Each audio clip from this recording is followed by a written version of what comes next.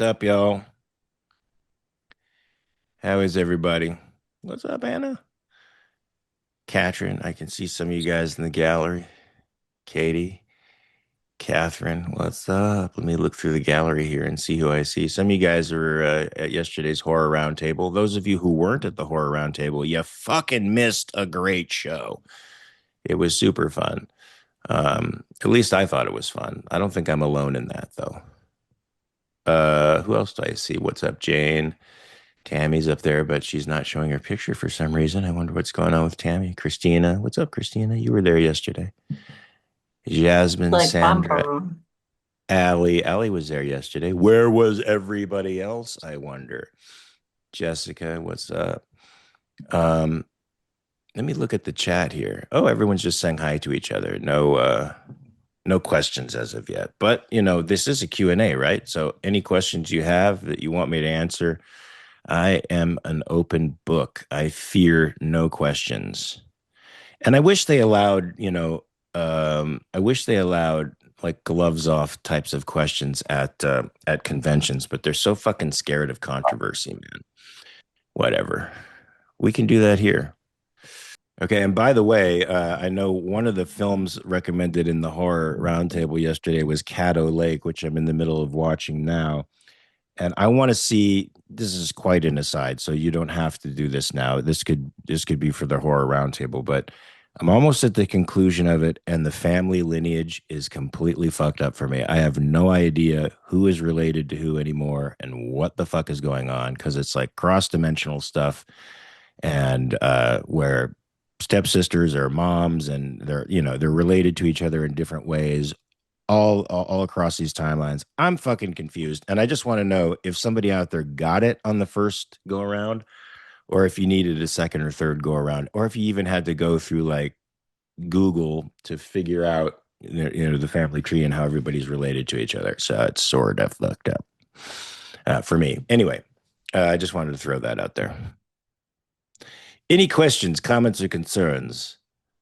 Questions, comments, or concerns? Oh, okay. Katrin has a question. Go ahead, Katrin.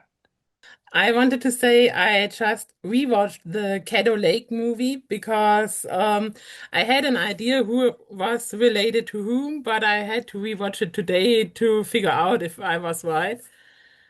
But I was. You were right. So you got Yeah. it on the first view. Yeah, at the ending I got it. Okay, I haven't seen the ending yet, so I haven't seen like any twists that might make all the pieces fall into place. So don't tell me the ending, Yeah, you because right. have to watch the very ending and then you can figure it out. And then I had to rewatch it to see the connections really, because you miss it in the first watch, I think, if you don't know who's related to whom. All right, maybe you're just smarter than me. So I'll see. I have like 15 minutes left. It's really coming quickly to the denouement. So I'll get back to you on social media to let you know if I figured it out or not. Yes, that would be awesome. It's the first horror mo movie I recommended and actually watched. So that's great. Really? Yeah, except I mean, for I wouldn't the I wouldn't consider it really a horror nah, movie though. mystery thriller, I would say. Yeah, mystery thriller with sci-fi elements to it Yeah. for sure. Yeah. Horror, nothing scary. There's nothing No, really scary in it. But there's not nothing really. really scary in Lake Mungo either, which I reviewed. You can guys can read my review if you're interested in that stuff. And that's a cool ghost story because there's no ghosts. How weird. There's another movie, but I can't remember the name. It's also a ghost movie, but without ghosts, actually. So Really? I have to look it up and we'll send it to you. The orphanage? No, something in it takes place in Scotland at a lighthouse, but I can't remember really the name. It's Eh, about a woman, she's an author. And she loses her son and kind of moves to the house next to the lighthouse to write a book, and then creepy stuff gets happens. This sounds really familiar. No, it's not the lighthouse, Ellie. Half-Light. Yes, Half-Light. High Flight? Half-Light. Half Light. Yeah. This sounds really familiar. It's quite possible that I've seen this movie and promptly forgotten it for no reason. It doesn't mean it's bad. It's just like I don't know if anybody else has this condition. That's the only thing I can call it is a condition. If I don't see a movie three times, I can literally forget the entire plot 3 weeks later. Somehow same, sometimes at least. Okay. Well, but you guys remember all the supernatural canon and stuff, but that's because you see the Mm. show a lot, right? But I can't remember the actual episodes or the number of the episode. I know there are people out there who can say, if you tell them a reference or a quote, they say, well, it's episode so 5 in season whatever, but I Wow. can't do that. I Fucking great. I love minds like that. I wish I could do that. Me too. But alas, I am not equipped. So I'll just make do with what I got. Is Yeah. that all you wanted to say, Catherine, or was there another question? For now, it's enough. I let other people go first and maybe come back later. Okay. I think Katie was up. Okay, so my question, Mark, Ellie and I was talking about this. We're kind of curious. How do you and Tracy do it? Okay, a lot of people have a hard time making relationships work when they live under the same roof 24/7. How do you do it when she's halfway across the world from you? Well, look, I mean, we spent the first half of our relationship with each other almost 24/7. Now, most people don't have a relationship with their where they're with their partner 24/7, right? They go away to work for part of the time, at least a good third of the day, and then they maybe even longer, and then they come back and they reunite for dinner, or some evening festivity, and then they go to bed.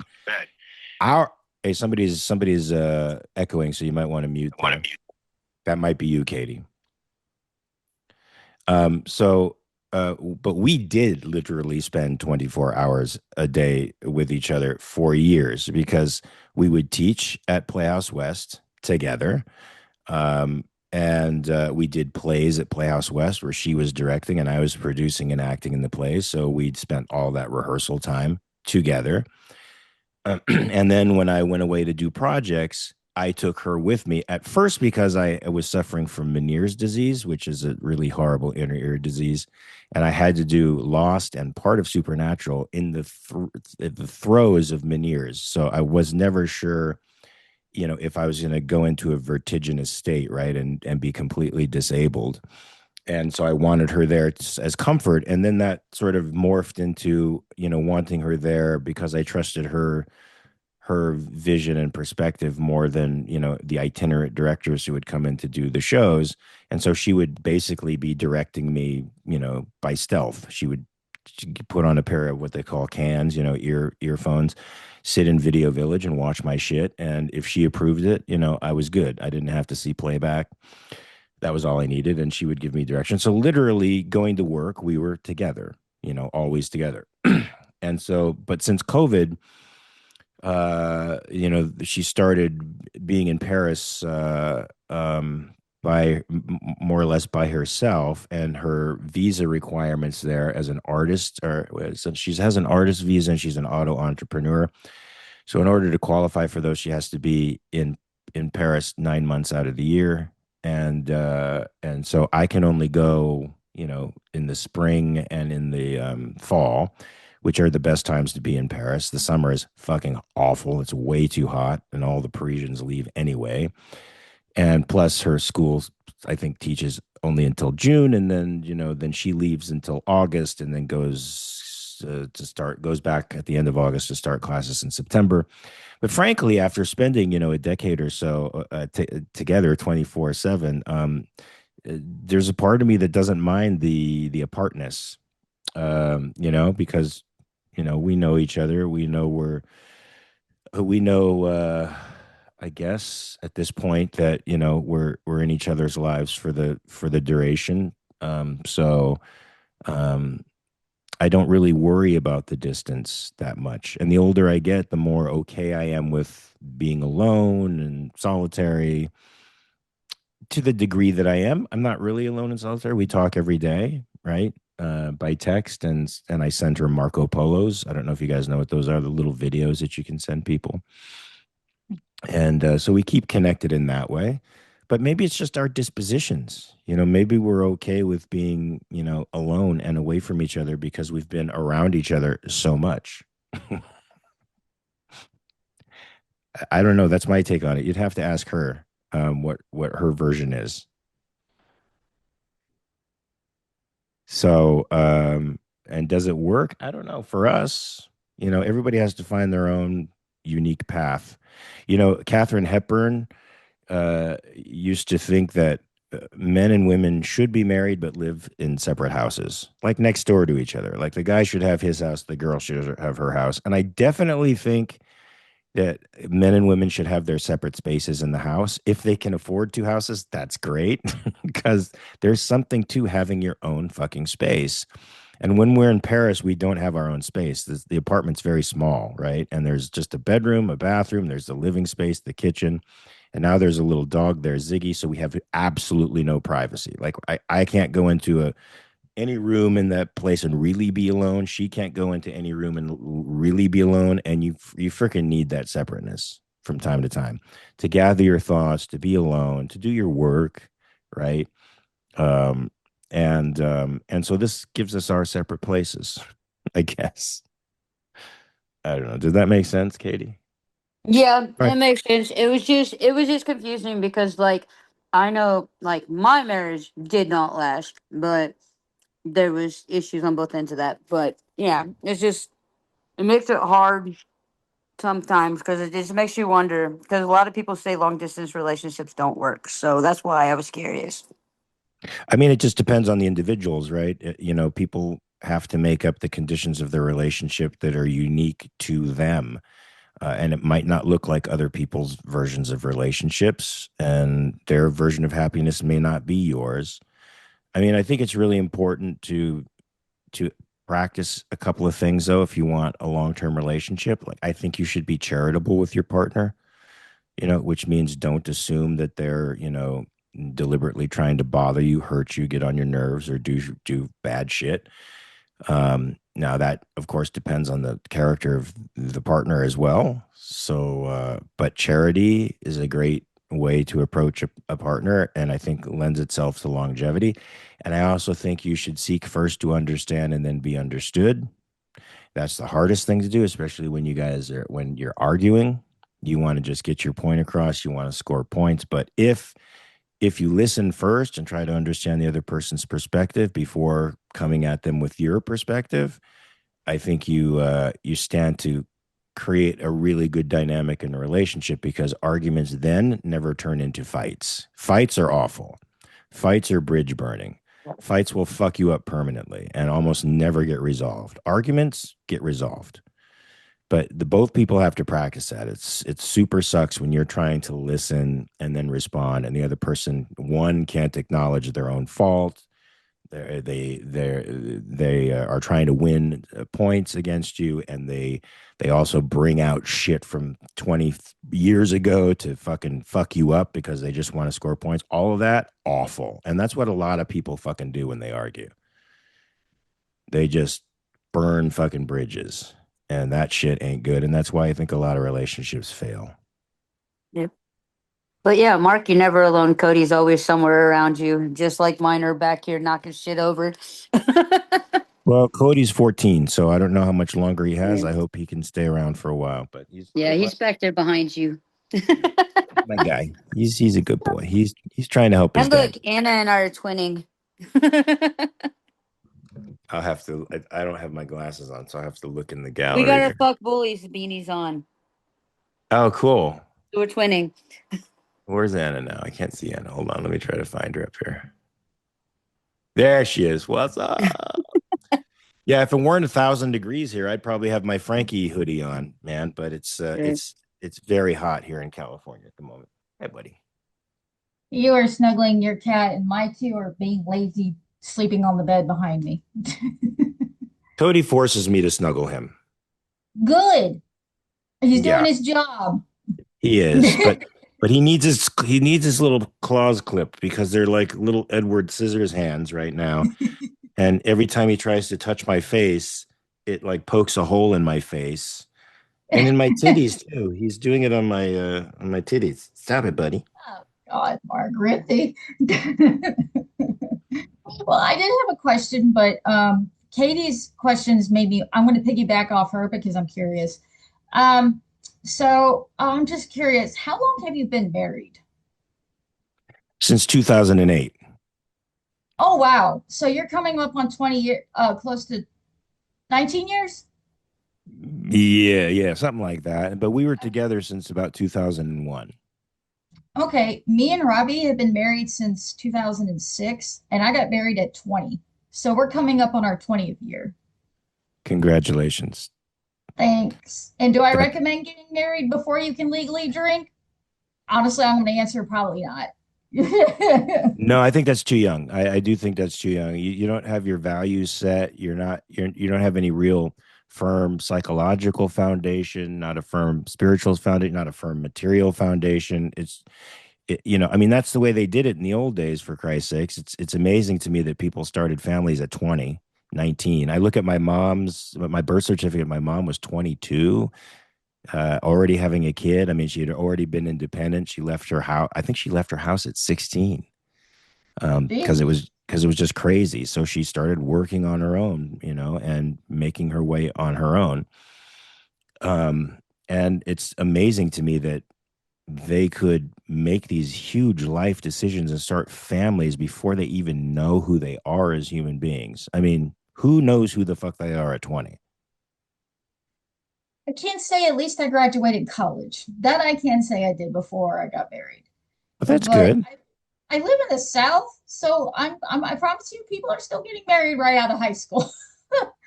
So Yeah, I think that's crazy. And you know what? The conservatives now are trying to bring us back to that as a nation, because the birth rates have dropped. So we no longer have like a population sustaining birth rate in the United States. It's supposed to be 2.1 children per couple. That's supposed to replenish the population, but we're at like something like 1.62 now. So we're teetering on the edge of demographic collapse, which is perfectly fine in a technologically advanced world. We don't need huge populations to support ourselves. But the conservatives are all freaked out about it, and they're trying to gear legislation to actually force women back into the home and to try to incentivize them to have children again. But fuck, man, when you live in an industrialized society, a modern industrialized society, especially as a woman, you now have opportunities to realize a life that was impossible to a woman 50, 60, even 100 years ago.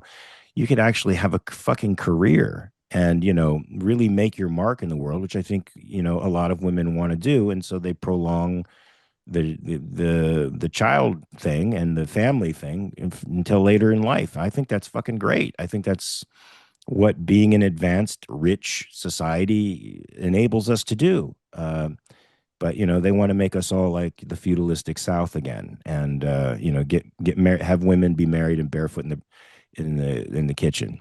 Uh, you know, but I hope you guys are thriving anyway, even though you guys get married too young. well, I've been through a lot that most people haven't. Dealing with wills and stuff at my age is not very common. And I inherited the house and all that stuff, and that was a nightmare to deal with.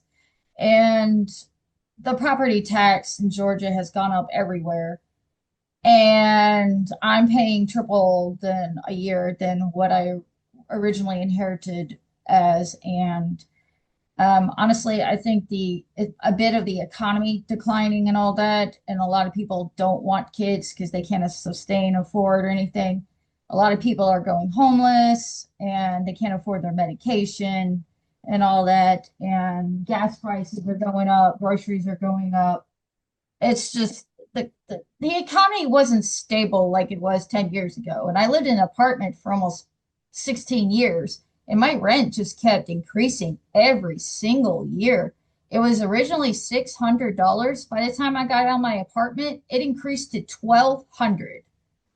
And Well, a lot of, so huh? it went up 50% over a 16-year period. And that sounds pretty tremendous, but if you think about cost of living increases and the way the political parasitic class has fucked our monetary system. They just make it more expensive, right? They devalue our currency and they restrain our lives in such a way to make everything fucking scarce. So people can't build, they can't fulfill the markets because the government won't let them. Meanwhile, Right. everyone's freaking out about fucking Elon Musk getting a trillion, being the first trillionaire. I can't even imagine what to do with $1 trillion. I could literally go buy every NFL team in the US and I still would have like billions of dollars left Yeah, you over. would. But I don't know. I don't know that I mean, it's not, it's wealth. I mean, but it's not like sitting in a bank account somewhere. It's, Right. it's stock Never. options and it's his worth, but he Right. hasn't cashed in on that worth. It's unrealized. But the people who are just freaking out about it, it's disturbing, man. I don't feel like we're in America anymore. I feel like we're in fucking Europe. I agree. Okay. Thank you, Mark. Yeah. Yeah, relationships are hard, man. Marriage is tough, and I can't imagine. Come on, boo boo, go up there, buddy. I can't imagine people doing it that young. At 20, I had my head up my ass, to be honest with you. So, praise to you, Allie, for being able to do that because that makes you an adult super fast. And same with kids. I mean, I felt like I grew up a lot when marrying Tracy and having stepkids, even though their dad was in the picture. Marriage makes a man look ahead in a way that he's not when he's not married, and having kids in the picture also makes him look ahead and be circumspect about everything that he does. Less impulsive, more rational, and all that shit is good as far as I'm concerned.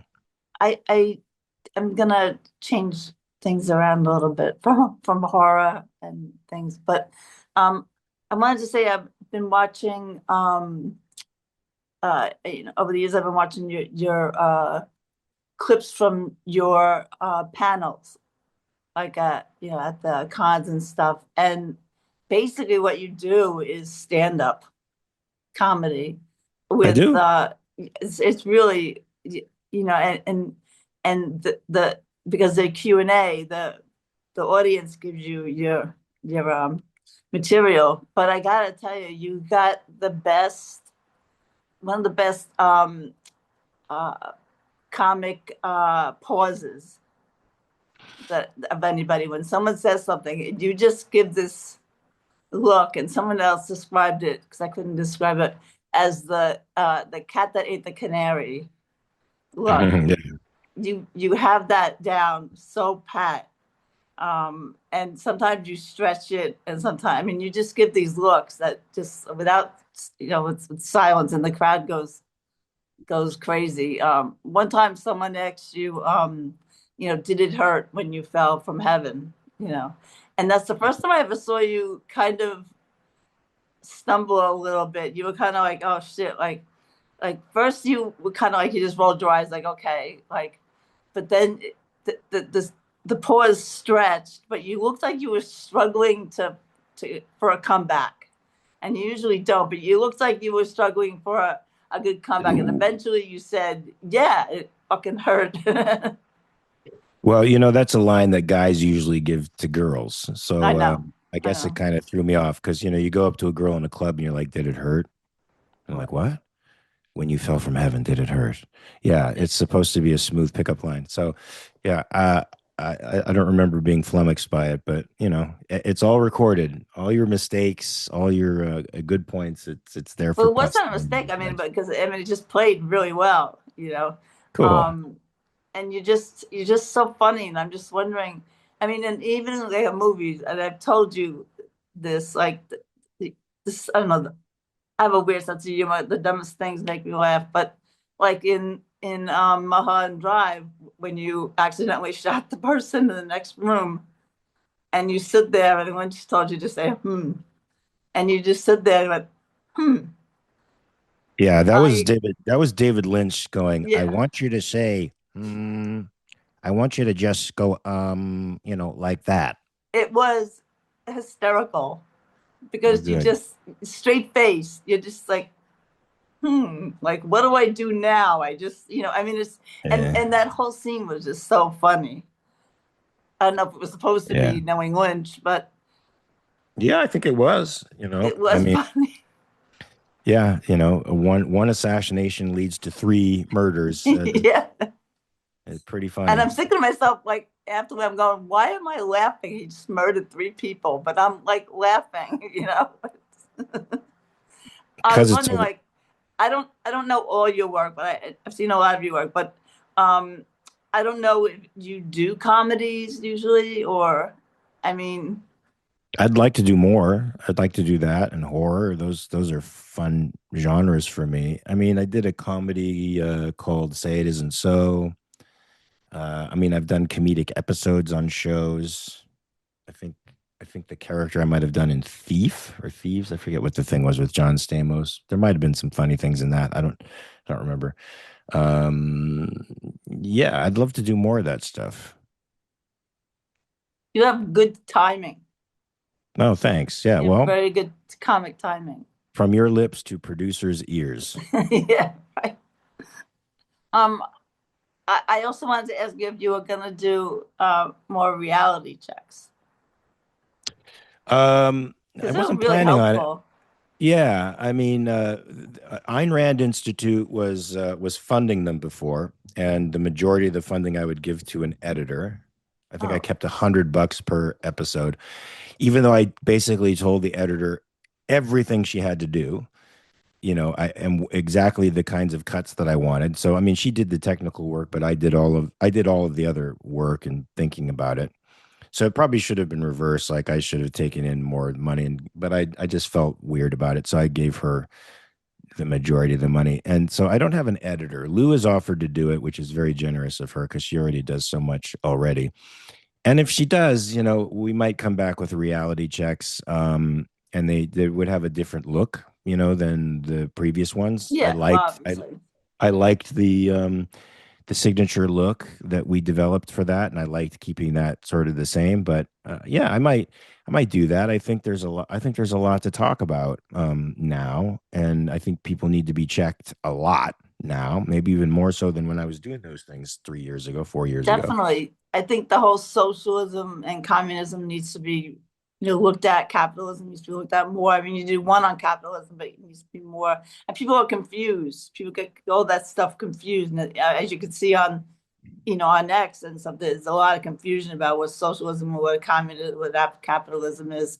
And also a That's the lot way. on That's the the way. founding That's principles, going back to the basics, why, and I think that might help people get to capitalism, understanding why this country was made, how, why it was set up the way it was set up, what's the Constitution, what is, I think there's just so much that is lost.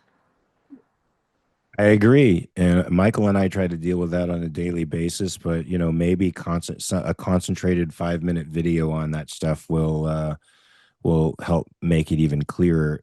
I look, most of the People learn socialists, differently. people learn differently, but most of the socialists and communists online aren't interested in the truth. They're just trying to propagate their religion and what they care about with respect to engagement with you is just that it magnifies their voice. They don't give a fuck about what you're saying because they're not going to change.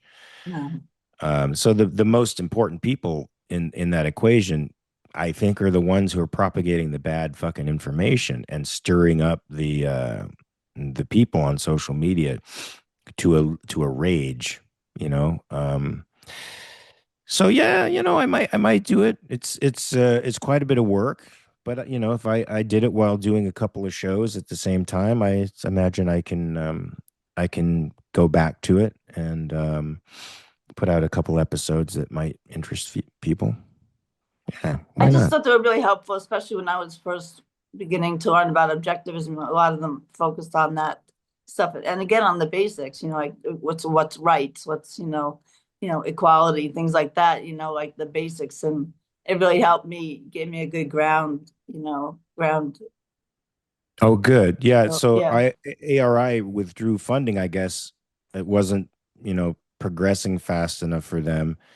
And I tried to tell them that my fan base is apolitical, or if they are political, they're mostly hard left. And so tend to either be disinterested in what I have to say or hostile to what I have to say. And so I tried to get them to understand that building up a fan base of people who are oriented towards politics, first of all, is a whole thing. I mean, it takes a lot to be able to do that in the face of, you know, all the shitty propaganda and the naysayers and the liars out there who are also shit posting and archiving tweets to misrepresent the stuff I say. So it's a hard tide to fight against, you know, if you want to build up an audience geared towards Well, I mean, how political is the discourse. Capitalist Corner doing? I mean, how many? I mean, we're coming members? close to 1,000 followers, so it's coming close to us being able to, you know, monetize it, but it's very slow. People don't realize how unpopular liberty and reason are. They are super unpopular. I What's know. popular? What's I've been popular fighting now my is, friends. yeah, it's tribalism that's popular now. It's collectivism that's popular now, and communism, and so socialism is, you know, it used to be something that politicians in America were embarrassed to admit that they were, even though they were socialists, they were embarrassed to admit it. Now people are openly saying they're socialists, and communism is experiencing a resurgence from a young generation that has no idea what was left behind in 1989. None. Well, that's what I mean. They don't know the history, you know, They and don't, but now there's revisionist historians out there who are fucking up well, everything, that's right? even So more the reason to make it straight. You know, sure, my but it's just my sister, word. It's my word against theirs. You know what I um, mean? my sister from Australia, I was on the phone with her the other day, and she called me a capitalist, thinking that was, you know, an insult because you capitalist. I said yes, thank you very much, and she almost Why does she? I dropped. mean, look, I mean, she's got to think a little bit too. She's got to put on her thinking cap and understand that she's been handed a bill of fucking goods about what capitalism is.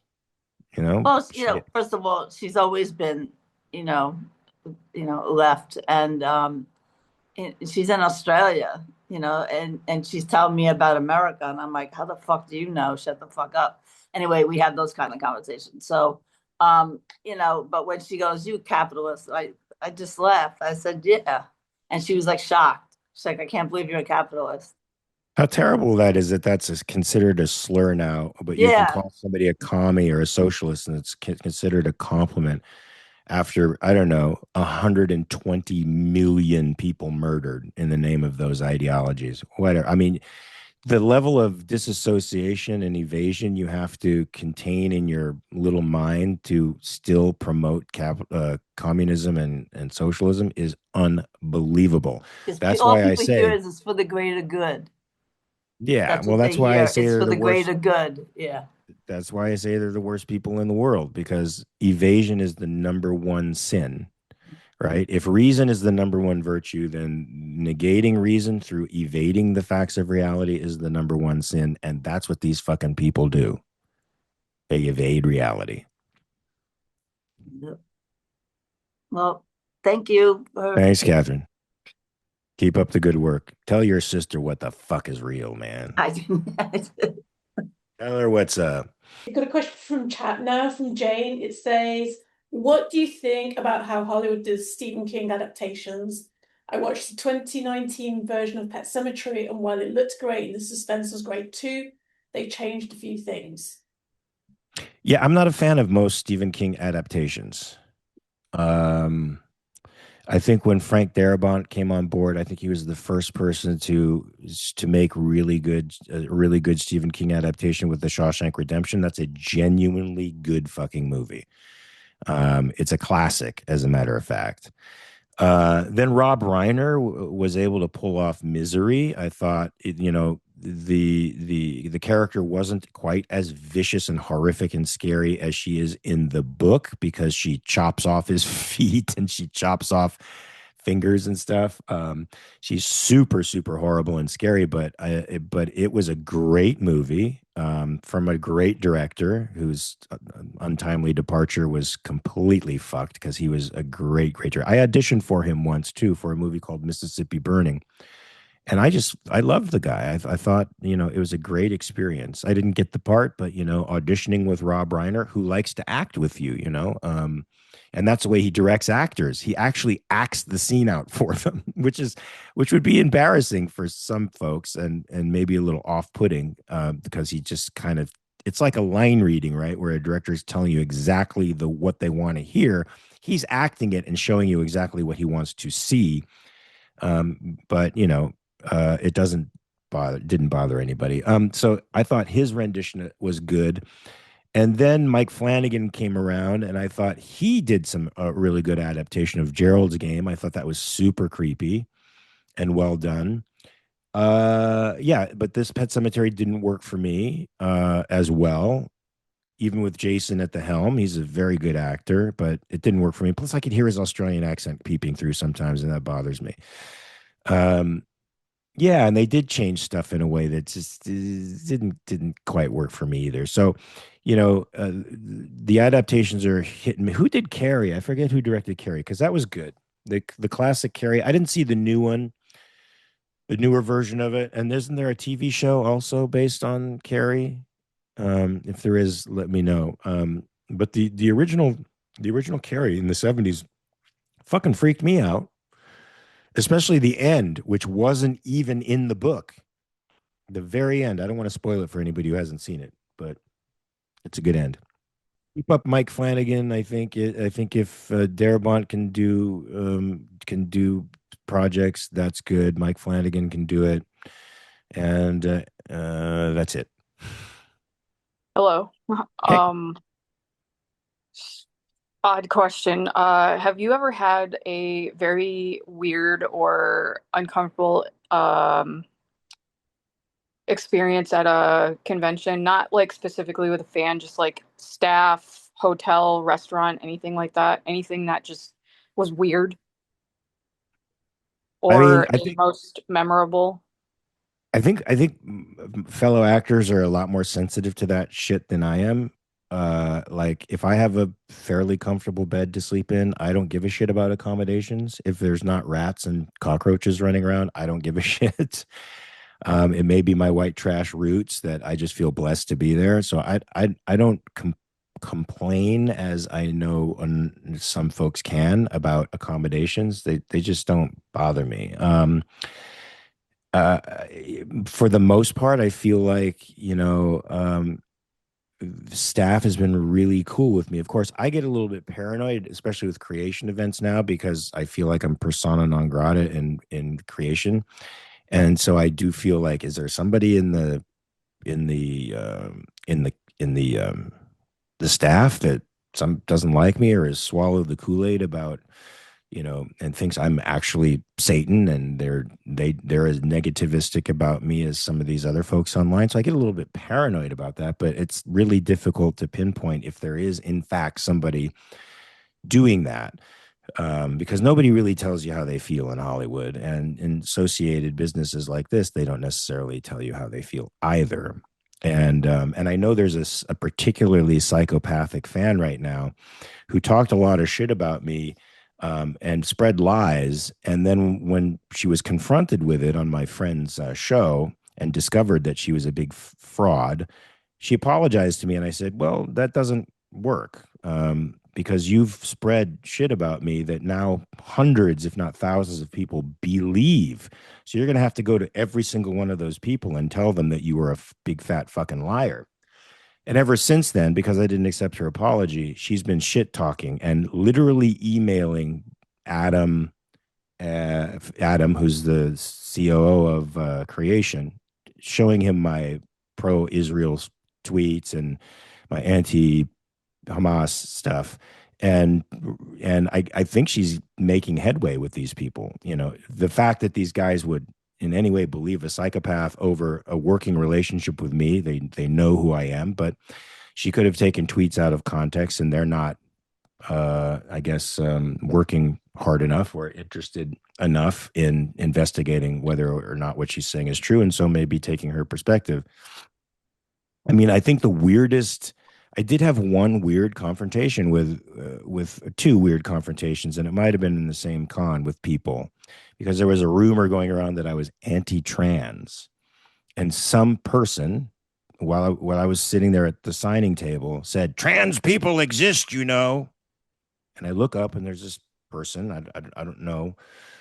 I didn't know them. And she's staring at me, like glaring at me, like with hatred. And I'm like, I know they exist. So why are you telling me this? Because you said they didn't. I said, I've never said they didn't. Yes, you did. Well, point out where I said that, because I've never said that. I don't think this person ever apologized for spreading a lie about me or saying something that wasn't untrue. And then later on, somebody who had posted me as well, tried to get me to, first of all, they wanted to talk to me privately. I'm like, I'm not talking to you privately, because, you know, they could twist that into any fucking thing they want. So I had to make sure there was somebody there with me. And then they tried to get me to do something online that they could manipulate. And it was like either make an apology for something I had no reason to be sorry for, because it was just in their twisted head that I'd said something really weird. And they were trying to con me. It was like weird. It was a weird grift. And I'm just like, you know, get the fuck out of here. Who the fuck are you? You're weird. Which probably didn't help my TVQ with those people, but who cares? They're sort of crazy. So that was like that's the weirdest experience. I did have one girl who kept trying to talk her way into my, like, trying to get to my room. Like, I think she wanted to have sex with me. And I was just like, I'm married. you know, stop, leave me alone. That's like those are maybe the weirdest things that have ever happened to me. Yeah, the one thing I've noticed about I'm gonna not all the supernatural fans, not all the supernatural, because obviously there's a lot of good apples out there. But one, it's all hearsay. If I say so and so did this, there's no fact checking. They're just like, oh, okay, I don't like that person anymore. Yeah. But the second Fuck thing yeah. is, oh crap, I had a point and it ran away. My brain went on sabbatical. I The hate it when second that thing happens. is people just that there is no supernatural family because family wouldn't act the way they do in the fandom. Well, And well, again, I'm not saying all across the board, but there are some people out there that are like, "Oh, we're the supernatural family," and then they go and talk shit about everybody and actors and fans, and oh, you like this actor, so I don't like you, or you like this character. I get shit for Lucifer being my number one character, and every single person that has given me crap, I've unfriended because I'm like, you're gonna judge me for something I like, something I'm passionate about. Nope. yeah, these are massive bullies, and one of the things that gets them mad about me is that I don't let them bully people. And I'm like, fuck off. Who the fuck do you think you are? And you're right. The idea of family, especially, look, I mean, in reality, families kill each other, right? I mean, you're 95% of the time, if you're murdered, it's by somebody you know, and likely a family member who's done it. So, but in a voluntary family where you choose each other, right? The idea that family don't end in blood, but like the supernatural family is like, we're a chosen family because we have this value. We love this show. We love what it says. We love the thematic elements, and we love the characters in it, and that brings us together. So in a chosen family, it really should be about like those things, those values that unite you. And it's not. I mean, people still use it to be mean girls, right? They still use it to get in cliques and assert dominance and fuck with people and bully people. And those folks that are doing that aren't well. You know, they get meaning and self-esteem from whatever group they're in and who they align with, and meaning and self-esteem from hurting people who aren't in their in group. It's fucking high school on crack, like the worst elements of high school on crack. And yeah, you can't fucking say you're a family and then turn on people because you disagree with them and make shit up. And the worst part about it is I understand people getting mad because they disagree with you, but people are mad at me for shit I don't even say or do. It's like people claim I stand for shit I don't stand for. Some dude just fucking laid into me the other day and said, "You're tanking your fucking career. You're never going to be in the Supernatural reboot because you and your MAGA guys." I'm like, I'm not a MAGA guy. I didn't vote for that cunt. I never voted for Trump. And yet, I bet you 90% of the people who talk shit to you about me will claim that I'm in that guy's camp. Will claim that I'm a fucking conservative. And it's like, where do you go? I mean, I'm not, if I'm going to be annihilated from my perspective, if somebody's going to cancel me because of my beliefs, at least let them be my fucking beliefs. So it's fucked up that so many people don't do their due diligence and fucking do homework. There are a number of people who were like aligned with these folks, and then we're like, well, let me see what this is all about. And then when they checked into it, it's like, oh fuck, it's all bullshit. But Yeah, too few go ahead. people do that. Go ahead. I was just going to tell a quick story and then I'll let you go and save all my Sure. chatting for later. Okay. I was in the grocery store and I was walking down one of the aisles and I had one of my Supernatural shirts. And of course, it had to be the Supernatural shirt that says Lucifer's girl on it. And somebody had walked up to me and they were like, "You like Supernatural?" And I looked down at the shirt with the Supernatural logo and my Supernatural tattoo. And I looked at them. I said, "No, I hate the show." And they said, "Why do you have a shirt and a tattoo?" I said, "I was kidding. It was a joke." Oh, Well, see, how they can't even fucking get the joke. That should be a sign. And they were like, "Well, how can you call yourself a fan of Lucifer if you like Lucifer?" I was like, "What's your favorite character?" They were like, "Metatron." I was like, and I just walked away. Like, how are you, like, again, like, I don't like Metatron as a character, but I'm not going to judge you if that's your favorite character. Like, fucking Metatron. I mean, what the fuck? Like, you couldn't have picked, like, Gadriel. A more loser character. No, sorry. But it's like, yeah, I mean, but the fact that they're going to get all personal about it because they like Metatron, they just may like, Booger, they just may like him. Who knows? Who fucking knows? I'm sorry you have to deal with that. I'm not. Good. Fight them. They suck. It's just one more person in the world that I hope I never see again. And if I see him in a dark alley, well, Lucifer's my buddy, so. That's right. I got your back. But okay, I'll talk to you in a little bit. Thanks. Fuck, man. I mean, I hear some of these stories and it's like, fucking people suck. And I love people. It's like my whole philosophy is so pro-human. And then I hear like I hear stories about these disastrously irrational, fucked up people who are just unhinged. And I'm like, fuck, people suck. I don't want to go there, though. I don't want to be that cynical guy. Hi, Mark. Hello. Hi. I have a totally different question. Before you talked about marriage and being on a long distance relationship and what you would change or would keep on that relationship and what you think it's important in that relationship. But I think it's I for myself, I'm asking myself often lately, did I made the right choices when I was younger? So I regret some of my choices while I was younger. Not my marrying my husband, not having my 3 kids, definitely not. But so it made me think: what would you give your younger self as an advice? Or what would is there anything you would change if you could tell your younger self? Yeah, I mean, I would care less about what people think, worry less about other people's opinions of me. Not worry about being a nice guy. As a nice guy isn't somebody who's decent or good or has integrity. They're just somebody who appeases people. And has no real sense of self or boundaries.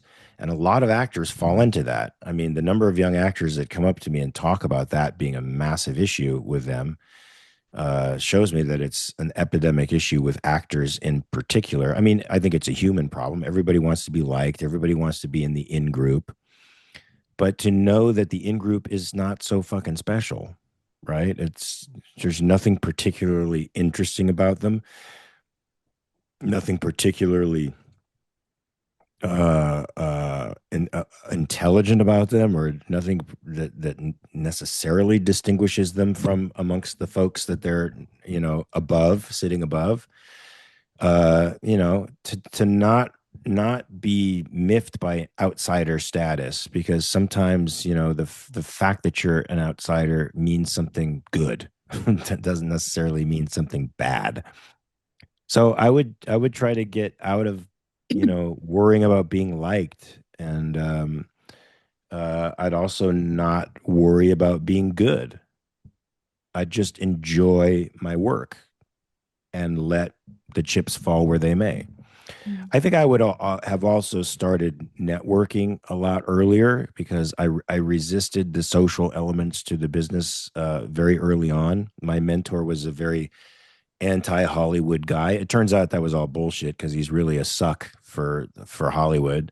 But because he was an outsider himself, he seemed like he was a rebel, but he inculcated those values in me in a way. I mean, he can't. I'm a free agent, but he made me think that, not being anti-Hollywood or not being a Hollywood type was actually valuable. But it's also a social medium where you have to build up relationships with people and connections with people, which I only started doing over the last 15 or so years. So maybe after a third of my career. And that is sort of valuable. Of course, my open political perspective has sort of, I don't know, I don't want to say burned those bridges, but certainly people have a different and harsher perspective of me than before. So I might have also said I don't have to say everything that's on my mind in public, because that can come back to bite you too. Even if you're saying the truth, and it's good in the long run, if the time isn't right, then it can cause a lot more damage than benefit. That happens actually a lot of time with me. I speak too loud and too fast before my brain connects to my mouth.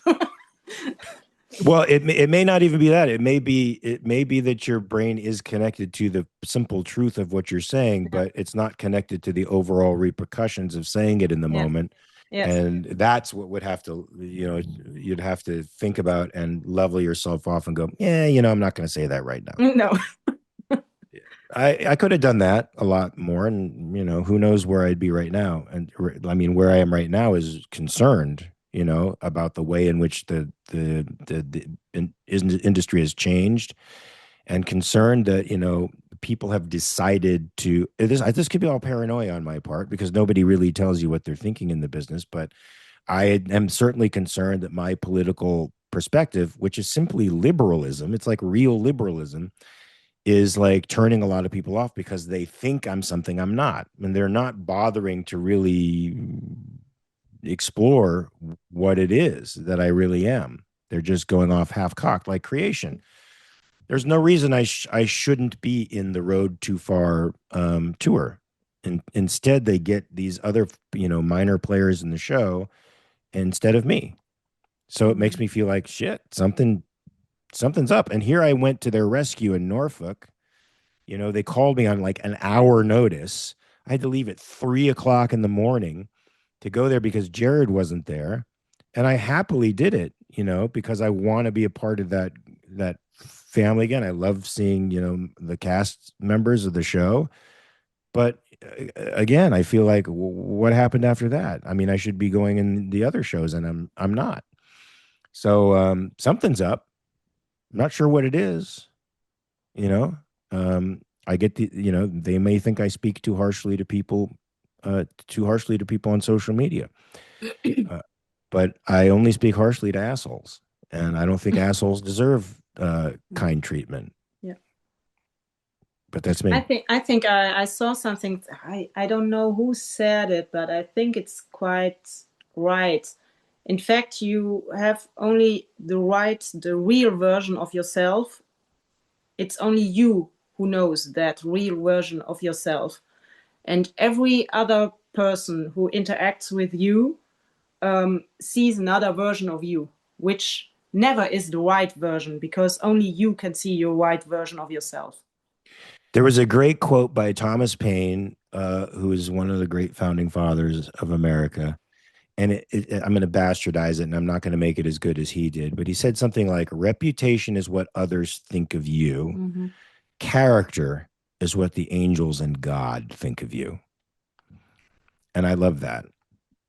I love that idea. And, you know, so I might have a reputation in certain circles for something that doesn't really represent me. But if there was a God and if there are angels, they would know what my character is. And they know that I strive to have full integrity. And they know that I love the truth and strive to be honest and strive to be a decent human being.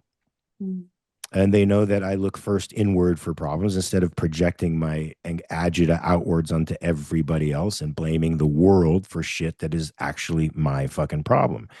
You know, they would know that. Now, it's lonely that other people might not know that. But all I can do is be me.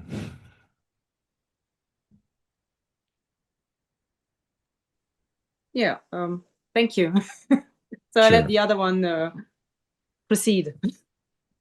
Okay. You've got a question from Catty in chat. Was there a shared hobby or an on-set tradition from Supernatural that you missed the most? A shared hobby or on-set tradition? No shared hobbies. What would a shared hobby look like? I mean, we're all acting together and it's our profession, but it's also a hobby of sorts, right? It's a thing we like to do all the time. Tradition. Yeah, what I liked about the show was how, you know, cast and crew all ate together. You know, and because Hollywood is a very they have a feudalistic way of looking at the world. So anybody who's what they call above the line is like the royalty, and below the line gets treated like ass. And if there's a long line, let's say for lunch for the catering, right, they will always push the above the line folks right to the front of the line. Now, this is in front of people who've been working 7-8 hours up to that point, physical labor. They've been putting lights up. They've been doing all this shit. I've always hated that, because it's like, while you're doing the work, I'm sitting there studying my stuff or doing something else, but you guys are doing the fucking hard work. You should be able to eat first. You know, I mean, they'll excuse it by like, well, you have to be on camera like right when we get back. But most of the time I would say no, and I'd sit in the back of the line where I felt comfortable. And I felt like that vibe of, you know, we're all family together, and, you know, people who are quote unquote below the line aren't any different than anybody above the line was really, really, really present as from everybody, right? So we all ate together, and that's not the way it necessarily is. They'll separate extras, they'll separate the talent, quote unquote, and the crew, and we all just we hung out together, we went to parties together, we drank together, we ate together. It was good. That's that. I do miss that. Hey, Mark. What's up? How are you? Hanging. I'm tired. Oh, me too. So I have a music question, because at Purgatory Con I always sing karaoke. And I know you were at the Infinity Con, I think it was 2 years ago, I think. And I don't know if you were at karaoke. I can't speak right now.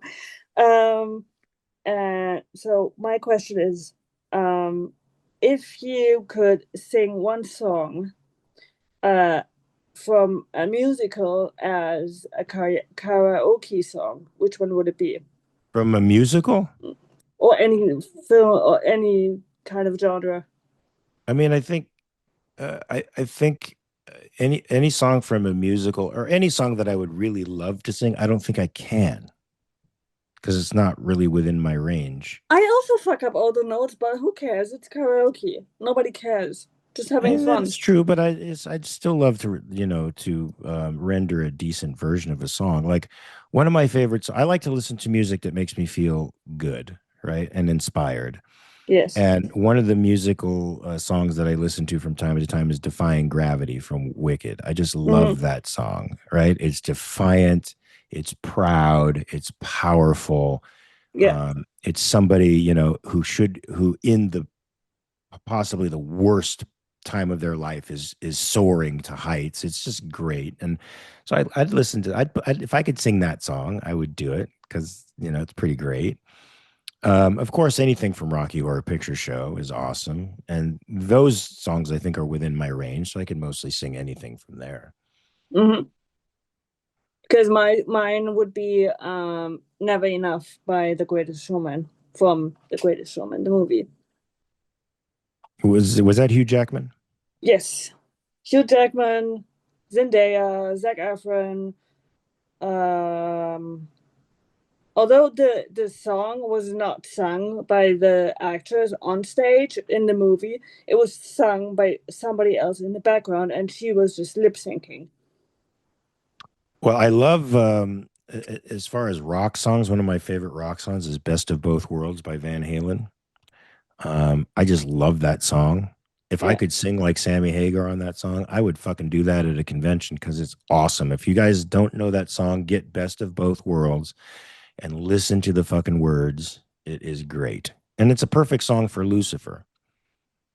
This Is Me is also one of my favorite songs, Katie, and A Million Dreams, but I do have to say Never Enough is sadly not in my range because it gets really high and I can't get that high like the actress did. And that is just super crazy. I would sing A Million Dreams or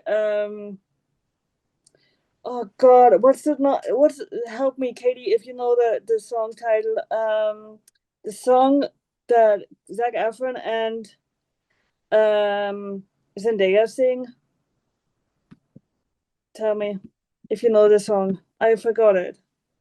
I'm blinking. I never saw The Greatest Showman, so I have to put that on my list of things to see. Anyone who knows it. I don't really go to musicals too often. No, not Changing the Stars. It was something else. Hang on, I have to check it. Because Rewrite the Stars. Yes. Thank you, Ellie. I write the songs that make the whole world sing. I write the songs of love and special things. Thanks, I Mark. write the songs that make the whole world cry. I'll see you in 4 months. I write the songs. And I'm going to be 31 by then. It's only 4 months away? Yes. It's June, July, August, September, October. I can't believe how fast time is flying. Hey, you'll see me again, and then we're just gonna do karaoke together. They force me to do karaoke at those events. Really? Oh no, man! It's part of the contract. When you go to Germany and you do the event, you have to do fucking karaoke. But Sam and Ruth didn't go to the karaoke this time. Well, it's part of my contract, I think. But I don't have to sing. I just have to get up there on stage and fuck with you guys. Oh yeah, well then 4 months you can fuck with me. That sounds wrong. I didn't take it that way. I'm gonna mute myself. You've got a dirty mind. I didn't take it that way. But shit, that'll be a year. I mean, that'll be a year and a month since Frankie passed. And the 21st of June is 9 months, and I will be doing a shoot. I'm doing a shoot for Harper's Weekly or something like that on the 21st. Oh, I can't believe how fast time has gone. It's crazy. I see lots of hands raised. I just want to say I think that the best karaoke song for you is Sweet Transvestite. I love that video. Yeah, that's fun. How many scotches were in you at that point? Oh God, I don't know. Yeah, Richard Speight plied me with alcohol. You could definitely hold your liquor because you couldn't tell. Yes, I could hold my liquor at the time. That's precisely why I don't drink. I don't know if I could Um, hold my liquor now, though. Once I've stopped drinking now for what, like 8 years, 9 years now. I don't even keep track anymore. But it's like once you get off the booze, I mean, getting on, you get high fast, I think.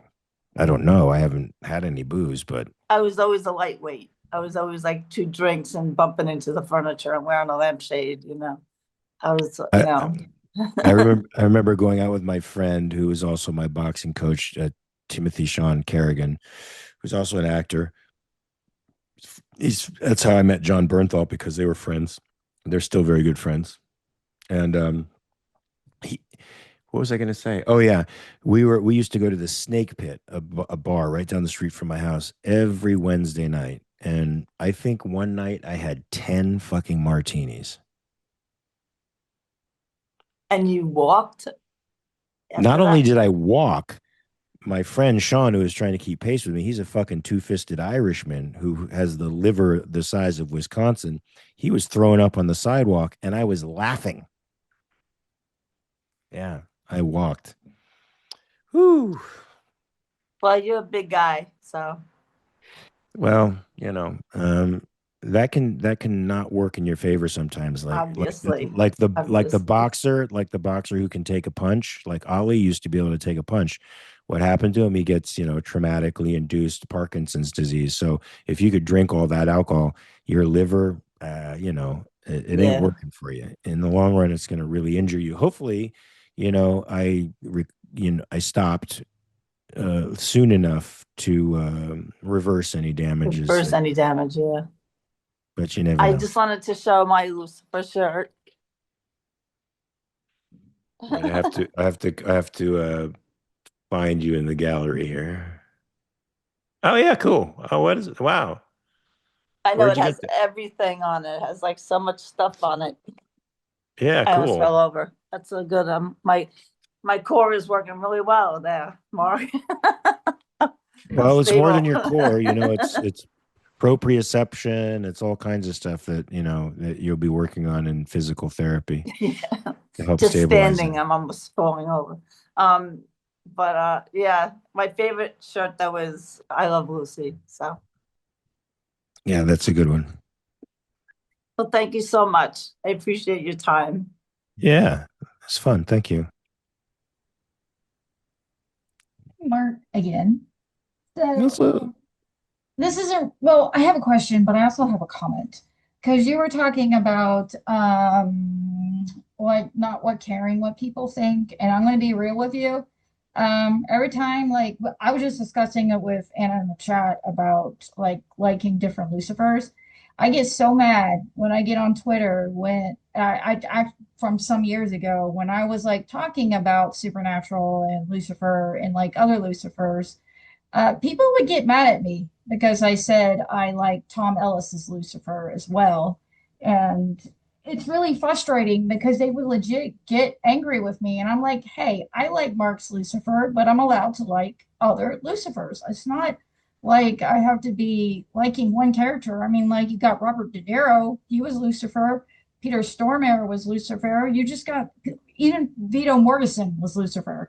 And if I say that I like all these people, people from the supernatural fandom just get pissy at me. And it pisses me off. And I don't think it's really cool of the supernatural fandom to get on to others for liking different characters from like different shows and movies. for And sure. I Yes. love Tom Ellis and he was really great. And y'all two did photo ops together. Yeah, he's a great guy. And the shows are just written differently, so they're going to produce different characters. All of those shows have different versions of Lucifer that come out of a script. The script suggests that the particular kind of Lucifer that each actor played, and I thought all those guys that you mentioned are really fucking good. So, hey, man. It's just silly. But you know what's funny in creation? Whenever we talk about Lucifer, a lot of actually people at creation have seen Lucifer, the TV show. And we're always talking about like, what do we like about your Lucifer and Tom's Lucifer? And I have to go on saying, well, they both have unique qualities. They're both two different characters. And they're just like two separate personalities. And I explained them why. And they were like, yeah, that's a pretty good take on it. I can see why. And it doesn't help that I like the Lucifer comics and all that. I mean, they're really good, and it's I don't know. It's just that the whole Lucifer's just an interesting character, especially when the way writers are writing them, and it's just great. I just wish fandoms would chill the fuck out about it. Is all because it's not the end of the world. Yeah, and it's So, sad because I think fans now have greater access to the celebrities that they really like than at any time in history. They can actually interact with these guys. Way back in the day when, men and women were matinee idols and or the studios controlled all the PR for the big actors like Marilyn Monroe, Montgomery Clift, there was no way you could actually go and see these people in person and actually talk to them. The best you could get was, in a fan magazine. Like in the 70s when I was growing up, all the teen idols were in magazines called Tiger Beat and Teen Beat, which I don't think exists anymore. But that was as close as you were going to fucking get to the actor who had a crush on or admired. But now you go to a fucking convention, you can sit and talk to them for ages. You could even potentially become their fucking friend. That's unheard of. And these fans are shitting on that proximity. They're acting like it's something that can be taken for granted, like it's going to be there all the time. And it's not. Because if you fuck up with, with enough actors, some of them are going to say, fuck off, man. Seriously. And they're just going to disengage. I agree. Okay, sorry. My question. Did you ever finish the Three Body Problem book series? Because I did. Shit. So I got, partway through the second book, but it's bad. The third book is so much better. The third one is? Yeah, it's just super long. The first one was pretty good. I mean, I wasn't a huge fan, but it was pretty good. The second one, I just have issues, and it could be in the translation. But I think the same cat translated all three of the volumes in the series that I have. And No, the second book was done by somebody else. The no first and third wonder book. it's not good. It's like the English is bad. It's like reading somebody who shouldn't be a writer, sort of. That's probably why they went back to the first guy.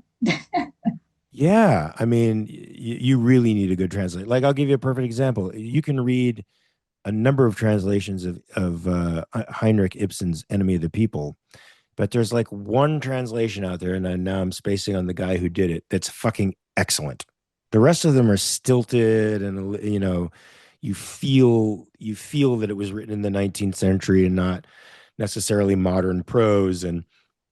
But this guy who wrote it, where I did a stage reading of it at the Austin Shakespeare Festival, is fucking great, and I want to put that version of it up because it's it reads so contemporarily, and it's so apropos for our time. Yeah, so I haven't finished it yet. It's sitting there on a pile of political books right now, right over there where I can see it. I might pick it up. I might have to start over again because where I left it, it's like the invasion is starting to happen. Yeah, so I I have to. I promise have you, to you do not want to start over. Please do not really. start And then over. I tried to watch the series a little bit, and I didn't like. I got like 15 minutes into the series, and I'm sort of like one of those guys. If it doesn't capture me right away, I'm just really not gonna struggle through it. Okay. Well, I can't wait to read your review on Jack London and all that because I really did like White Fang and Call of the Wild. Those are And amazing books. Those books make me cry.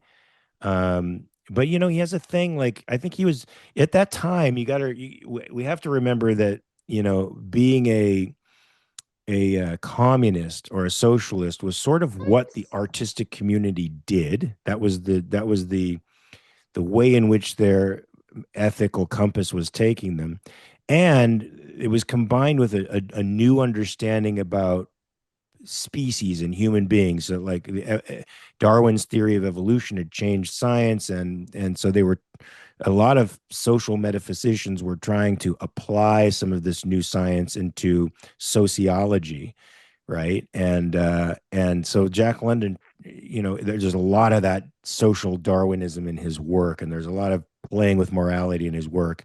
I don't know if you ever read Seawolf, but that is no, like the character in that, the main antagonist in that is a very, very powerful person. He's amoral, but he's physically very powerful and extremely smart. And he ends up, bucking heads with the main character of the book. I think they did a movie of it with Christopher Reeves. I don't know if it was any good, but that antagonist is amoral. He's very much about the strongest survive, and you get that sense in White Fang, and you get that sense that real sense in Call of the Wild. There's those evolutionary primal elements that run through those books. In Before Adam, I don't know if you ever read Before Adam. Super cool book about a guy who has dreams about being a primitive man, like a million years ago, and they turn out to potentially be real visions that he's having. But there's the same thrust in that with respect to power and dominance. And the Iron Heel is, it's his Fountainhead and Atlas Shrugged, but from a socialist perspective, so it's quite dismal. But He's a talented writer too. It's just a it's shame he's a great. commie or a socialist, I should say, not communist. And Uh, he was for the anti-Chinese laws in California. I mean, he was a real punk in a lot of ways, but he was super talented. was it's sad. And I'm gonna have to tell you about The Man in the High Castle because I did pick that up from Philip K. Dick. It's the one about where I don't know if you know it. It's the one by when Japan and Germany both won, Nazi Germany both won the This war. is what And they did. They did this as a series, yeah. they did. I haven't seen it, but I was just like, I'm going to end up getting so mad reading this book. And I also have Minority Report to finish. But I did like Do Androids Dream of Electric Sheep. I did like that. It was And good. That was good. I'd like to read those books. It would have been impossible for the Japanese and the Nazis to win the war. But somehow we made it work. right, But but because I don't know that. I mean, Philip Dick was a good writer, but he's not a philosopher, so he doesn't understand how tyrannies do not. They don't. They don't promote the kind of philosophical and mental flexibility that enables a society and an economy to thrive for long. They have to parasitize all that stuff because it's not they're not about reality. They're about ideology and dominance, right? And so that might last for a certain amount of time, but you get a rational power like the United States that was based in liberty, you crush them like fucking nothing, which is what we did. But it's impossible. Philip is probably functioning from that orientation that evil is an equal and opposite power to good. I like Rand's interpretation better, which is evil is weak and parasitic. It depends on the virtue of the good to live because it has to parasitize what values the good are able to create. And so once I started grasping, the true meaning of that, evil doesn't scare me like it used to. Nazis don't scare me. Communist Chinese don't scare me. There's really not. I mean, there's not a lot they can do. They're far less formidable than they appear. And when you think about the Cold War, how Reagan attempted to get everybody into a fucking tizzy about the buildup of the Great Russian Bear and how formidable a superpower they were. There were two superpowers in the world. At the height of their power, the Soviet Union had the GDP of fucking Texas. I mean, they were really nothing. They were nothing. We could have crushed them. that's So, true. we get all ginned up about these fucking enemies. And it serves people, right? It serves certain people for us to be scared all the time, but it's not real. It's fake. But I'd read that anyway because I want to see what he's a very creative writer. So I'd love to see what his take on the world would be if the Japanese had won. And I think they've done the same thing with the Civil War, right? What if the South had won? But again, Yeah. the South was feudalistic, aristocratic. They had no libraries, no museum, no culture. They were a pride culture. They weren't based in reason, free markets. The apologists for slavery were anti-capitalistic, racist cunts. And so there's no way they could have won. They just didn't have the intellectual power.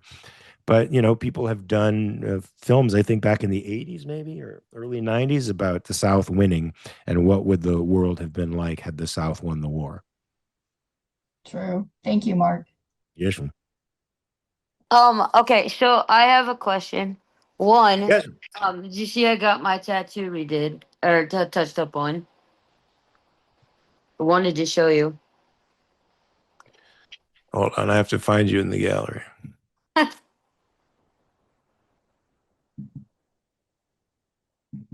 Hold on. Maybe. I don't see anything yet. Hold on. Oh, there it is. Yeah, cool. I mean, you're just a little postage stamp right now, so it's really hard to see. But Yeah. Well, I can send it to you in DMs, I guess. But my question is because I've come across a couple of things that you're involved in, and I'm kind of curious if you're allowed to say when they might be coming out because they look super good. The Outsiders and A Crime Story. The Crime Story was originally an independently produced TV series, and I think we shot 7 episodes, and we had to do it in a 3-day time span because I had commitments in other places. Right. So I literally had one day where I shot 40 pages. Damn. Okay, let me give you. I don't know if anybody knows like how people shoot, but in a big feature film, like a big budget feature film, you shoot 1 to 2 pages a day.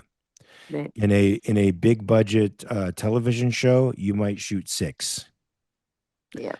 In a really low budget like feature that shoots in one location, you might shoot 12. I mean, that was up until I did 40. 12 was a hellacious day. Like you barely made a day. We did 40 fucking pages. Now, because of that, they have to keep the cameras locked off, and I just go in and out of the scene and change wardrobes, depending upon what scene it is. And so there's wardrobe snafus because the people who keeping track of that stuff couldn't even really keep track of it. And there's not a lot of camera angles to capture a lot of, I think, nuance and subtlety. But I'm actually going to see a screening of that tonight at 7 o'clock p.m. my time here because I want to see how they compressed 7 hours, from seven Right. episodes to a fucking feature film. Yeah. I don't know that that's possible, but they did it, and I'm going to see it, and I hope I'm not too disappointed. I don't know what The Outsiders is. What is that? It was another one you did with Metcalf. Because I just looked it up here in a second. It's another collaboration thing. Film follows a man whose wife is abruptly abducted by human traffickers. That hasn't happened yet, but yeah, he wants Oh, to do a human trafficking thing. My friend Brian Metcalf, I met him from a former partner of mine who was in the anti-bullying campaign that I was doing for a while, and we were forming a project together. We wanted to do a docu-series, and we got Brian, and Brian did a bunch of interviews because we wanted to do a docu-series about bullying, and I wanted to start up,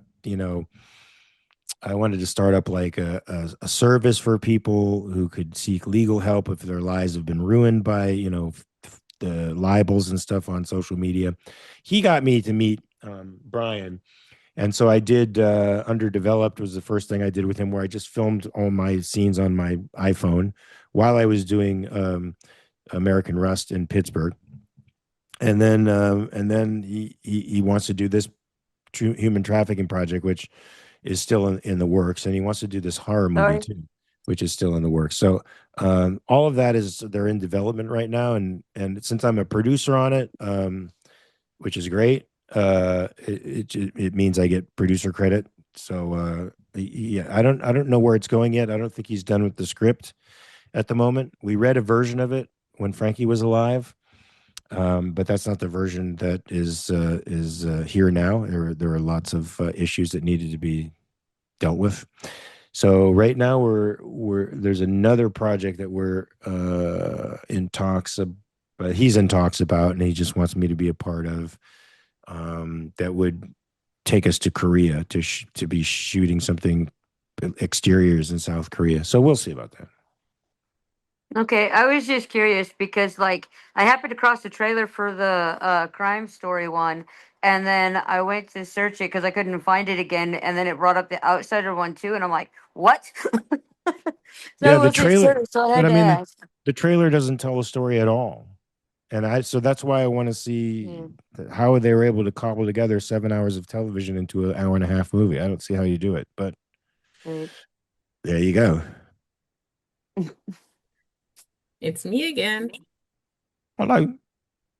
So I still don't have a question, but I wanted to say if you're worried about ho how it will go with future cons and especially Europe, you just have to look at the gallery and see the people waving who will be happy to see you at Purgatory Halloween. And except for one weird tweet on X, I didn't see any negative comments about you being invited. And also, they made you a special guest, so that's good. Cool.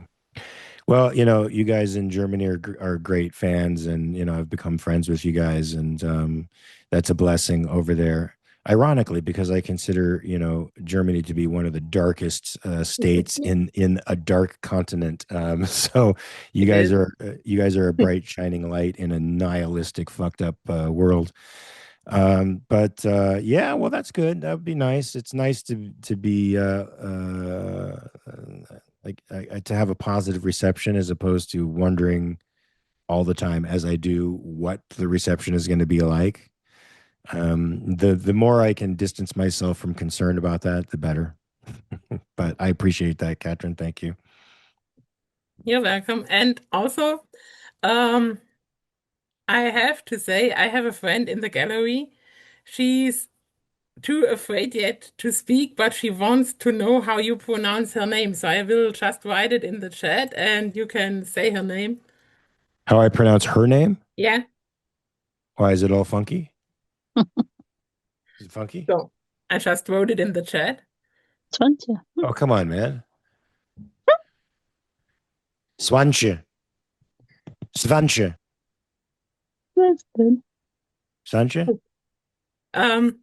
It's pretty close. Swantje. Svanke. So the J is it like a K? Yeah. Svanke. Okay. Katie says I forgot. I wanted to tell him something that is not confirmed yet, but is trying to talk to me. Oh, okay. I'm coming to Chicago in August. Yes. So far. Unless I'm working.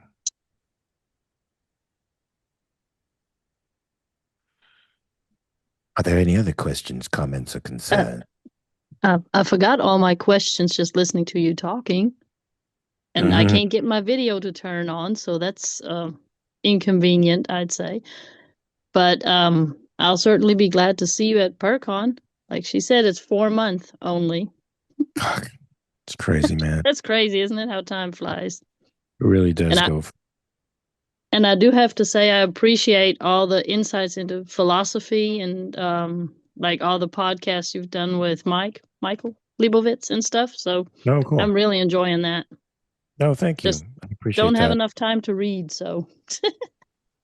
But you're Well, getting me to read more. Oh, good. Okay. Well, So. hopefully you don't have enough time because you're busy, doing other things that are just as important. Yeah, and insanely crazy acting in front of little kids at a daycare. So. Nice. Yeah. That sounds fun. Yeah, they're putting a lot of paperwork on them daycare workers in Germany, so it's getting less fun with increasing paperwork. So. Why do they? I mean, these fucking bureaucrats. I wish they'd just jump into the fucking Rhine. Well, no, they'd pollute all the water. That wouldn't be good. We'd have to store them somewhere else. That's true. That's true. They're hazardous waste. They really are. We should put them in 55-barrel drums and shoot them into space. Oh, that would be fun. But then some poor unfortunate alien trying to travel to our planet because their planet died will discover these things, revive them, and then I think that's how this particular science sci-fi horror movie begins. That would be an interesting premise for a horror movie, isn't it? Because Yeah. it's always the monster that you find on the ship that's floating in space. But no, what if it was they got rid of the political parasites in their society, and they made a utopia on Earth because they got rid of these despicable, divisive, fucked up power lusters. And then they were discovered by an alien race, and that it becomes like a monster battle. That's kind of funny. That'd be cool. Yeah. I'd watch Maybe it. maybe it's just me. Nah, it's not just you. I'm with you. Okay, cool. Oh, thank you. Thank you. I guess I'll go to bed so I can work with kids tomorrow. Good luck. Uh-huh. I like working with kids. I used to teach kids martial arts, and it was fun. Well, that's fun, but Yeah. we don't get to do martial arts. Somebody might get their nose booped, and then you have to deal with parents. Oh, you booped my kid on the nose. I'm going to sue you. I don't even know if they do what we did back then, because it was a little organization that one of the black belts at the place I used to go to organized, and he would take us to schools, and we taught these kids after at part of the after school program. But Yeah. I mean, I don't think there was ever sparring. Maybe there was, but we're mostly teaching them forms and techniques, and but I wonder if liability would let students do that today. I don't know. I know we did it in Mississippi. We would, from the college, from our martial arts group, we would travel to schools and do like little sparring sessions and little mock sparring performances for the kids Nice. and shit. I Yeah, remember nice. That's throwing cool. some big old huge black guy, quote unquote, over my shoulder. The coach said, give her some air, give her some air. So he just kind of hopped. So it looked like I threw him. It was fun. Kids That's liked fun. it. That's funny. Little short white girl throwing big old black guy. That was fun. Oh well. What was that? Hapkido? Was it judo? What was Yes, sir. Yeah, Hanmudo, Okay. Master Haeyoung Kim, and such. Okay. So yeah, that was fun. Long time ago. Yeah. A whole nother lifetime ago. I feel that. Yeah, time flies, man. It does. Hi, Hands. Mark. Hey. Mama Bear's back. I finally moved back to Utah from Colorado to save my little girl in fight full custody with the narcissist parent. Oh, Lord. And while I was coming back to Utah from Colorado, guess what movie was on the plane? What? Bad Turn Worse. Get out of here. That's not even a Yeah. movie. It's not even a movie. So I was really impressed the fact that I got to see another great film with you in it and remind me, like But Carl it's Jung not a reminds me. but do you know that's not a movie, right? It's not? So no, because so oh wait, Bad Turn Worse. I'm sorry. You know what? Never mind. I was You silly. You need I was sleep. thinking of a completely different movie. Yes. All right. I liked working on that film. Okay. I was thinking of another Can I movie. share my face to show my enthusiasm for that film? Yeah. Okay. Because honestly, like that was an eye opener. Like Uh, that was the best impression I've seen you be like sadistic. oh yeah. Okay. Like Cool. Yeah. I have to give you props on that because when we're studying the dark side, well, for me anyway, when I'm studying the shadow side of ourselves, I'm starting to understand why narcissists are narcissists and coverts and monsters in a way. So when I saw you be that sadistic, I'm like, that's not just creativity. That's just not an actor. That's pulling it out from your soul. That's like putting it into action. Well, it was fun. Yeah, that was a good movie. We shot that in And I'm Tyler, sorry, you Texas. scared the piss out of Jeremy Allen White. You think? Yeah, I think you left a great impression of him. Like, I I wonder. think he knew right then and there that he needed a little more acting. Well, he's doing pretty good after The Bear with his The Bear was amazing. I love The Bear. Golden Globe wins, and that I set him mean, over I the don't top. mind him in Shameless, but that's like loving you and Supernatural for Lucy because Lucy's story is so beautiful in a way. If we don't understand your story in Lucy, how are we going to understand every actor you play? And I feel like I with those appreciate that. character roles, it brings out a true, genuine man. And so for me, I've been studying the study of the dark side of the self for a long time now. And now that I've had openers like synchronicities and signs of just your work, it makes me feel like I understand men a little bit more and why we go through such drastic change with ourselves. And also, I understand why men are labeled the bad people instead of the good people, which is really sad in this day and age when we have to do that whole yin and yang with men and women. And I was Yeah, going it to ask your sucks. opinion. When you're dealing with About a grandiose narcissist, what's the best way to keep your head up not to in the deal with them. courtroom?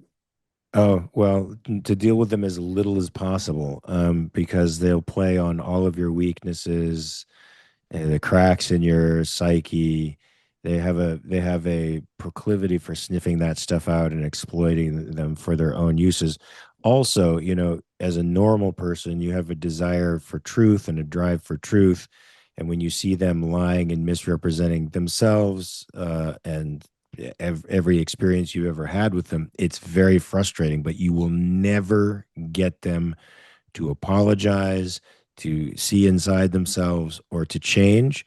So you have to take that stoic perspective of, or actually, what makes the stoic perspective even like more concrete is that serenity prayer. Okay. God grant me the serenity to accept the things I cannot change, the courage to change the things I can, and the wisdom to know the difference. So with a narcissist, you have to know that there's nothing you can do that's going to change their personality. They are Mm-hmm. immune. They are immune to psychological help.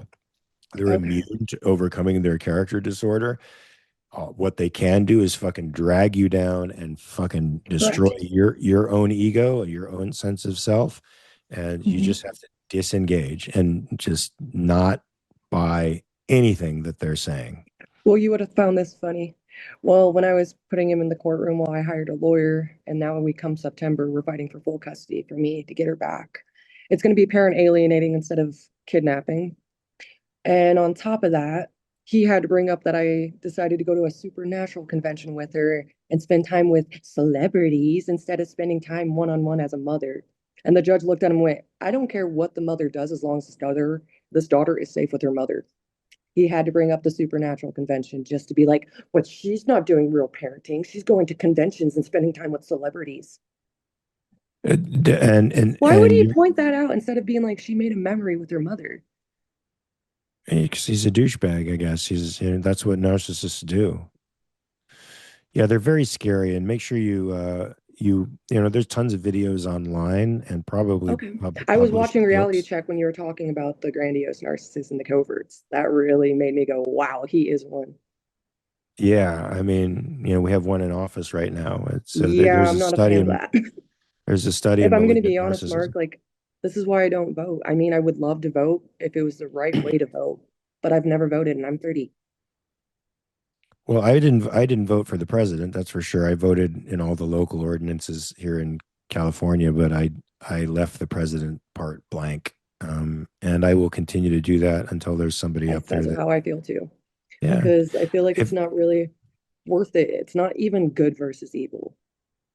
No, it's evil versus evil. Yeah, Like the you law know, of Solomon, like it reminds me of the keys of Solomon right now, what we're living in. yeah, sure. People forget that when they say they're voting for the lesser of two evils, they're still voting Hmm. for evil. So, I prefer not to do that. I don't Agreed. want diluted evil. I don't want concentrated evil. I want decency and good, or people Yep. striving to be decent and good. I know nobody's going to be perfect at it, but I want Agreed. somebody with character in there for fucking one, and somebody All who's right, going to Mark, time to run. act by principles. All right, see you later. No, I'm saying it's time for you to run for president, Oh, okay. No, no, no, no, even no. though that's too much weight for you. I know that.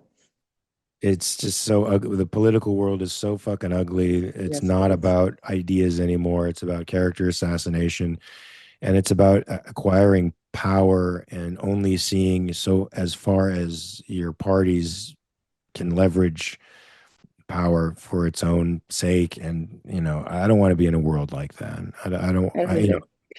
I don't mind supporting somebody who Hmm. does want to weather that storm, but I certainly don't want it. Unfortunately, that qualifies me more than pretty much anybody out there to be running for president because I don't want to be president. Good for I think you. I I think respect if you that. want to be president, you should be automatically disqualified from the office. There you go. That's good outlook. So if I talk to FanX in Salt Lake and say, bring Mark, would you come? Yes, oh fuck yeah. Yeah, I'm going to Okay. FanX in Anaheim at the Okay, end of that's not this too far. month. Yeah, and I think I'm going to another Okay. FanX in Chicago. So Ooh, right. I like FanX. I'll go to Utah. I love I would love to see Salt Lake you again, City. and I would love to let Scarlett see you again. Yeah, let's do it. Tell him you need me there. When is it? Because I think FanX is coming up in September, if I'm not too sure in Utah, but I'll double check and let you know. Okay. Sounds good to me. But yeah, I finally hired a lawyer, paid $16K. Now we're gonna look at the father and say you're alienating the mother because you took the child because she wanted to show you that you can't abuse her anymore. And I'm Oh, not that gonna take sucks. abuse from anybody anymore, Mark. I don't care who it is. Good. Don't. Shouldn't. Yeah, but it And just I'm gonna sucks that get signed up for jiu-jitsu in September too. So I can feel like I can fucking use my hands instead of hiding and feeling like I don't have a reason to protect myself as a woman. Like I finally feel like there's something confident in myself. good. Yeah, but jiu-jitsu will help you with all that too. It's going to take a while, so you have to be patient because jiu-jitsu And just I doesn't. finally am going to therapy again and working out those healthy boundaries with myself and telling myself, don't participate in the evil. Let the evil do itself. All right, all sounds good. Well done. Thank you, Mark. Okay. Any more questions, comments, or concerns? Yes, Mark, when are you coming back to Portland? I mean, your guess is as good as mine. I mean, I would love to go back to Portland. No, it's like bonkers weather actually right now. It's in the 90s.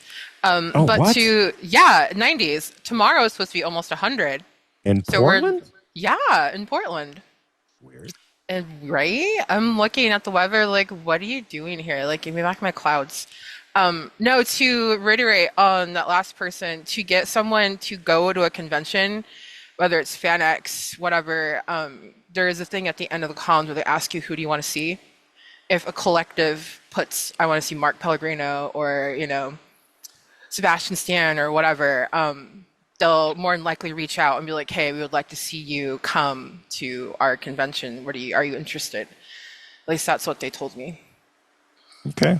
Yeah, because that's how I learn, because I work those. That's how I network. I'm like, hey, let me write you a script. Let me write you a script. Cool. We missed you in the horror. We missed you in the horror roundtable yesterday. Yeah. I took my What brother happened? I took my brother to go watch Scream 6.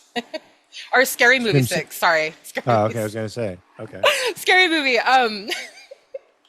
Was it good? It was entertaining. Okay. Definitely made fun of a lot of the films. They even had like Wicked mentioned. They did a K-pop Demon Hunters thing that I'll Okay. never unhear. Yeah, I'm actually getting ready to graduate soon in September. So I am working on my final project for that, which is my Congratulations. thank you. I'm like excited. My family's only going because it's California. I'm sitting here going, no, none of you really cared. I was like, I'm going back to school to pursue my passion, and I just want the free trip. Well done. So I'm excited for that because I was gonna push my TV show idea back a little bit, but my teachers are like, no, this is actually really good. You should really do it because there's nothing about, mythical creatures and like changing your destiny, that kind of stuff. You don't really see too much of it in modern day. It's usually like in the past or way in the future. So I've been working on that.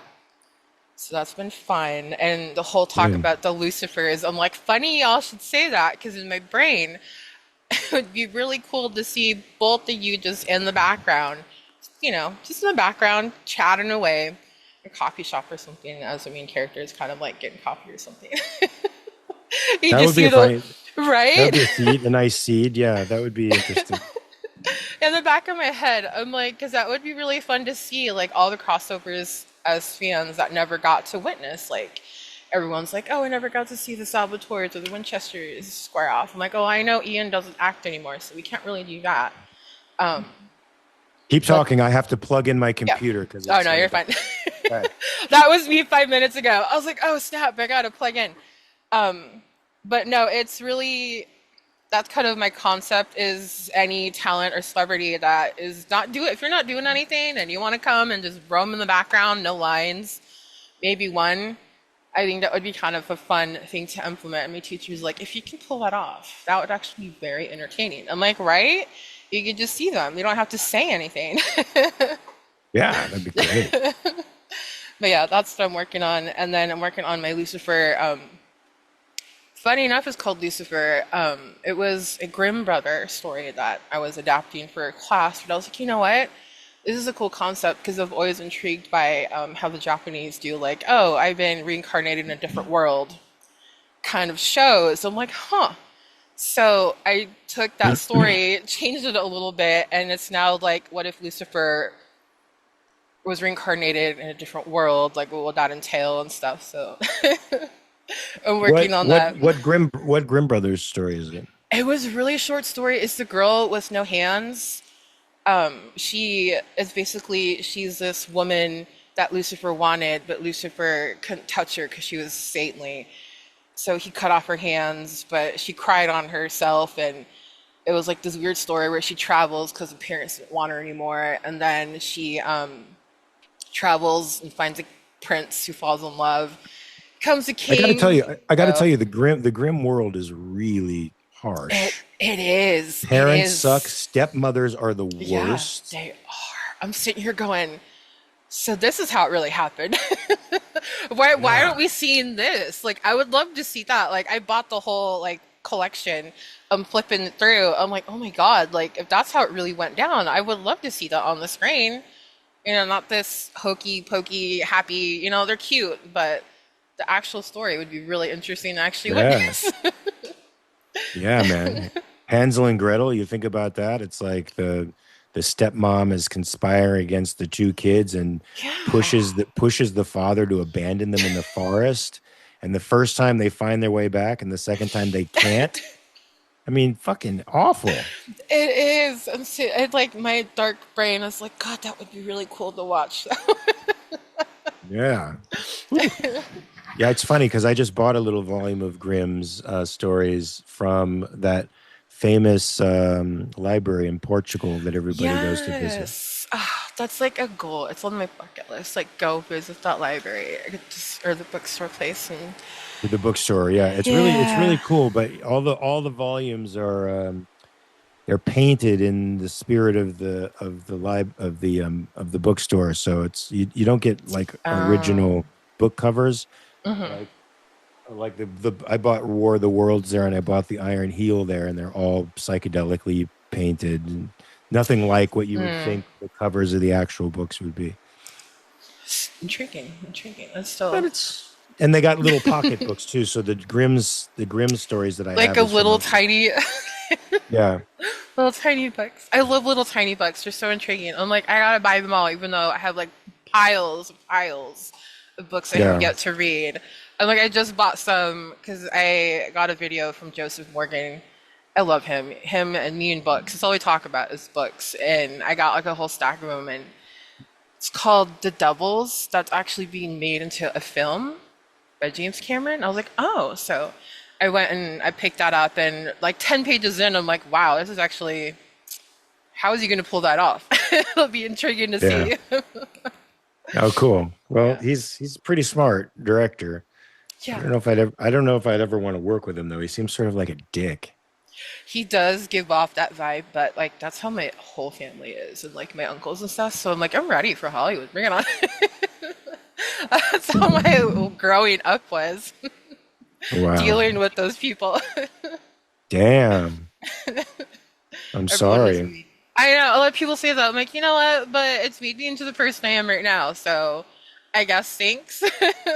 But I wouldn't be me, and I wouldn't be intrigued with films and wanting to like. I just want to bring stories back. Not reboots or remakes of things, even if it's mine or like someone else's story. I just want to help that come back to life. And like Doctor Who has been canceled again because they try to bring back the nostalgia of the past and stuff. So Okay.